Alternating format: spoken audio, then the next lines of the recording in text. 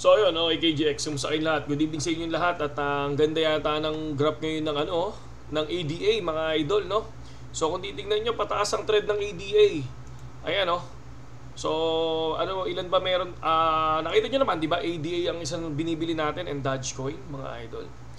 So ito, sa ngayon, ang hawak nating ADA ay 699. So total of 216 USDT, pero ang PNL natin ngayon ay 24 USDT. So meron tayong positive tayo 24 USDT today. Dogecoin negative 0.72 tayo. So BGB nagbenta muna ako kasi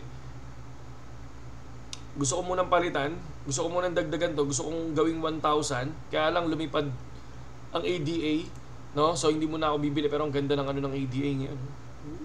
Sarap. So, and then, pag-usapan lang natin to, no? Kailangan bang hintayin ng bull run, mga idol, no? Depende yan, depende. No? Sa akin, first of all, kung nanonood kayo sa channel ko dati, no? Yung unang channel natin, yung Mark Lerma, no? So, Mark Anthony Lerma yun, no? So, ngayon, Mark Lerma siya. So, yung unang channel natin, doon yung makikita kung ano yung coin na hawak ko dati, no? So, nagkamali ako sa isang coin. Ito yung LOA, League of Asian, no? So, bumili ako niyan 40 pesos, no? So, bull run yun nung bumili ako, worth 20,000. And then ngayon, ang League of Asian na lang ay grabe, no? Cents na cents. LOA to PHP. So, ayan. So, pakita ko sa inyo, ayan, League of Asian to PHP. Kung mapapansin nyo, 0.2. Mga idol, no? So, ito yung binili ko dati. Sobrang, ang lupit nito, 40 pesos nang bumili ako nito. Kasi naniniwala ako na first time magkakaroon ng MOBA sa NFT. At kapag 30% lang ang pumasok noon versus dun sa, kunyari, may naglalaro ng ML, di ba? Ilan ang naglalaro ng ML? 30% lang ang lumipat sa LOA, lilipad ang coin ng LOA. Sabi ko, sarili ko, baka mag 1,000 pesos. Pero hindi. From 44 nung binili ko, naging 0.2.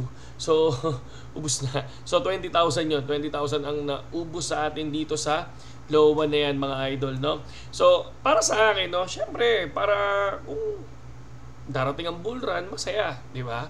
Pero ako, kung happy ka na, bakit mo pa kailangan hintayin ng bull run, di ba? Kunyari, for example, yung sinabi natin before, no?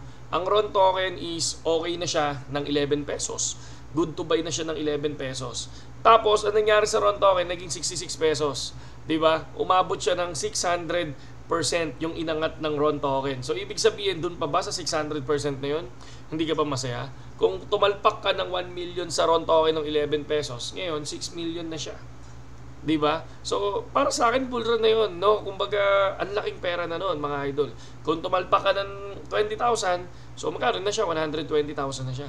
Diba? So, nung panahon na yun, diba, yung nakaraan na umangat siya.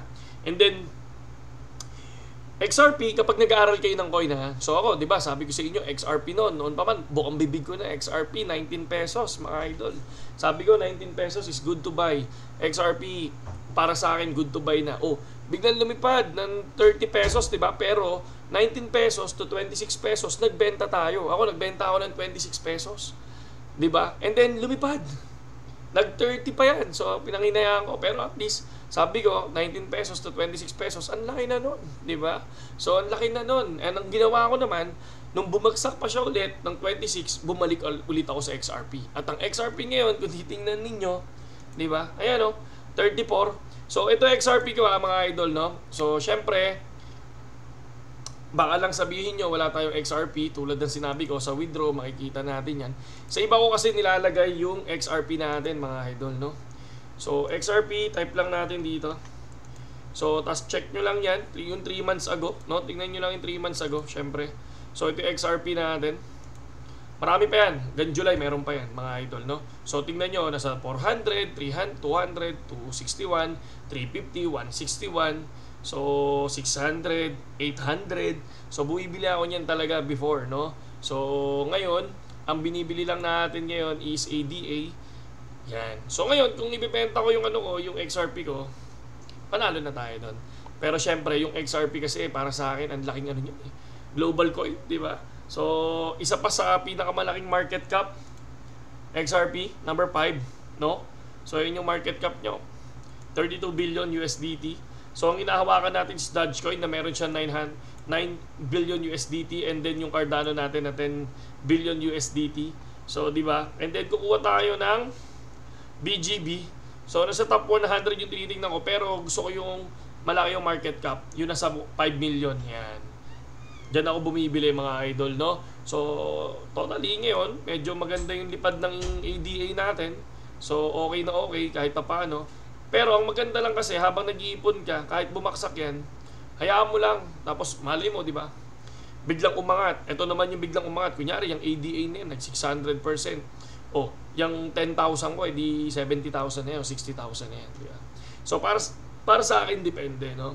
Kung holder ka talaga, hintayin mo. Kung hindi ka masaya sa mababang profit, hintayin mo yung bull run, di ba? So, kung ikaw naman, biglang tumaas yung token na binili mo, sa 5 token mo, may lumipad na isa, bakit hindi ka mag-take profit, di ba? Kapag masaya ka na, kapag happy ka na, i-profit mo na, di ba? And then, balik mo yung puhunan mo, so yun ulit yung hanapan mo ng panibagong coins, di ba? So, kung tatanungin naman ako, future or spot? Spot, syempre. Sa spot kasi, low risk di ba? So, low risk na biglang bumagsak ng todo, bigay yung token mo, di ba? Kaysa sa future na pag bumagsak, hindi mo na back upan, sunog agad, di ba? So, para sa akin naman, sa inyo yan. Kung kayo naman, masaya na sa mababang profit, i-profit nyo na, di ba? Huwag nyo nang hintayin yung bull run, di ba? So, malay nyo, yung token na hawak nyo, pagdating ng bull run, biglang bumagsak pala. Di ba? So, biglang bumagsak naman. Kung profit ka na dun sa token mo, kunyari, itong ADA na to, lumipad dyan, nag 100%, di ba profit ko na yan? Di ba?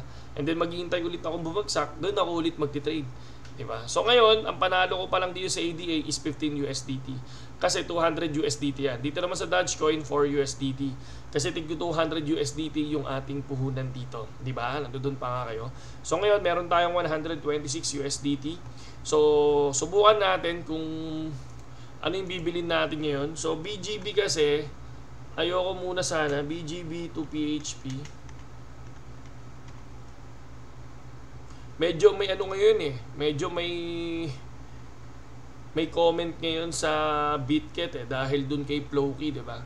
So, topic natin yan sa susunod mga idol. And then, kay Crypto Rover naman, grabe yung prediction niya. Nakita ko to nung hindi pa lumalagpas dito sa resistance niya. Biglang lumipad yan. No? Ang lupit nga nito, sabi niya lilipad, lumipad niya. No?